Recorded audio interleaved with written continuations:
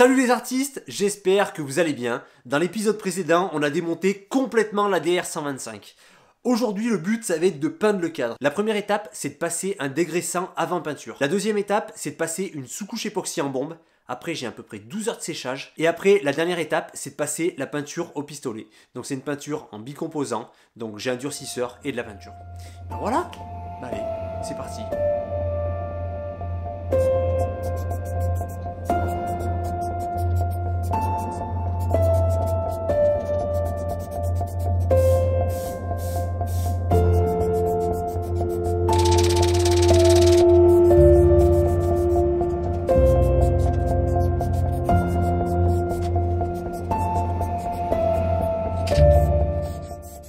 La première couche d'impression époxy est passée, maintenant c'est égrainage. Donc égrainage, que j'ai fait, c'est que je suis allé dans un magasin de bricolage, j'ai pris du papier de verre grain 600, je sais même pas s'il faut du 600, du 400 ou du 1000 ou j'en sais rien quoi d'ailleurs. Mais bon, j'ai fait un test avec du 600, pour l'instant ça a l'air d'aller. Donc maintenant égrainage de tout le cadre et toutes les pièces, et après on passe la peinture en bicomposant.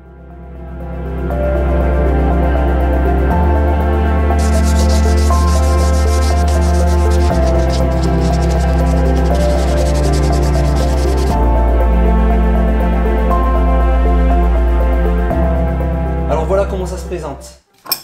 Le pistolet à peinture, donc là j'ai un pistolet à peinture, alors je vais pas vous mentir, c'est une grosse merde, mais bon, on fait avec ce qu'on a. Donc pistolet à peinture, après j'ai un diluant, la peinture et le durcisseur. Ce qui est important quand tu peins, donc j'ai jamais peint de carrosserie, mais j'ai souvent utilisé des pistolets à peinture, parce que moi à l'origine je suis ébéniste de base, donc j'ai verni pas mal de meubles, pas mal de menuiseries. Sauf que je travaillais pas avec du matériel de merde comme ça, je travaillais chez un professionnel, donc ça n'avait rien à voir avec cette saloperie. Donc voilà, maintenant on n'a plus qu'à faire les dosages, on fout la peinture là-dedans, les pièces elles sont toutes suspendues. Voilà, je fais vraiment ça dans mon garage, je suis pas un professionnel. Aussi quelque chose de très important, c'est que tu vois là, il y a le canon à chaleur, ça c'est très important, il faut qu'il fasse minimum 16 degrés dans la pièce. Donc là en ce moment, à l'extérieur il fait à peu près 5-6 degrés.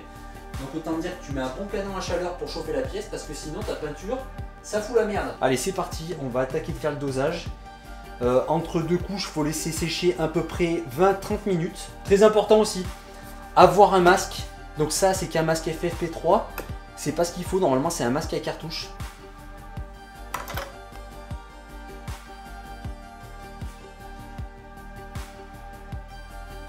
Voilà. Durcisseur. Donc on est bien pour du 2 pour 1. Là on est bien à 5. Donc 5 de peinture, après 5 de diluant. On est bien à l'indication 2 pour 1. Alors moi je suis con.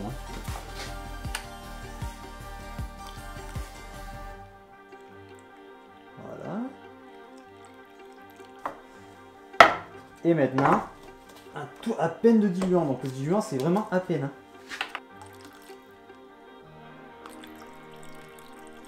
Donc là il faut bien la mélanger. Et après on met ça dans le pistolet.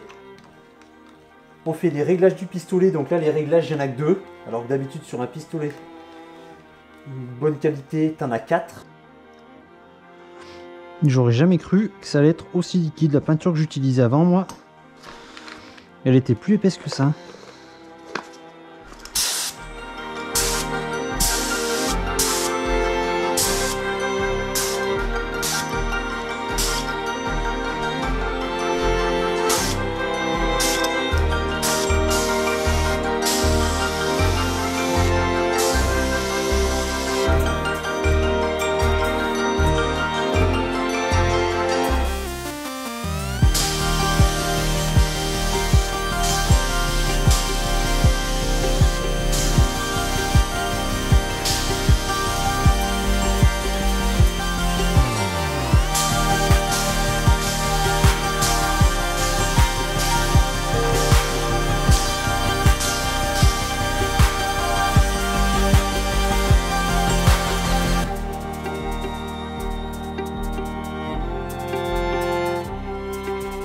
Voilà, les 2 couches de peinture sont passées. Je suis plutôt content de la finition. Au début, je me suis dit, avec la qualité de mon pistolet, ça va faire un truc dégueulasse. Même quand je le passais, je me suis dit, je sais pas pourquoi, mais il y avait un truc qui me plaisait pas sur la finition. Mais en fait, à la fin, la peinture, elle s'est bien tendue.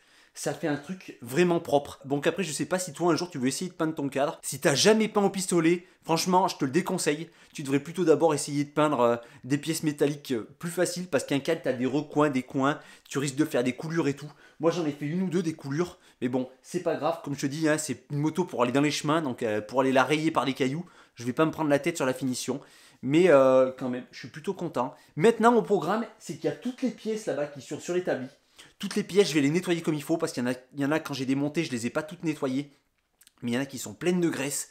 Il y a 5 mm de graisse sur certaines pièces. Donc ce que je vais faire, c'est que je vais bien nettoyer tout ça. Il y a l'étrier de frein aussi. L'étrier de frein, il est bloqué. Donc le piston, en fait, il faut que je le débloque. Je vais le reconditionner, je vais remettre des joints, je vais le renettoyer comme il faut. Il y a le tambour à l'arrière, ça freine rien, c'est pareil. Ça, faut que je m'en occupe. Donc, j'ai pas mal de boulot avant d'attaquer de remonter la moto. Moi, je vais pas te montrer quand je dégraisse les pièces et tout ça parce que je pense que t'en as rien à foutre. Maintenant, on se retrouve dans la prochaine vidéo où il faut remonter toute la moto. Et puis, je peux te dire qu'il y a du boulot. Et toi, qu'est-ce que t'attends pour aller rouler? Allez, la bise!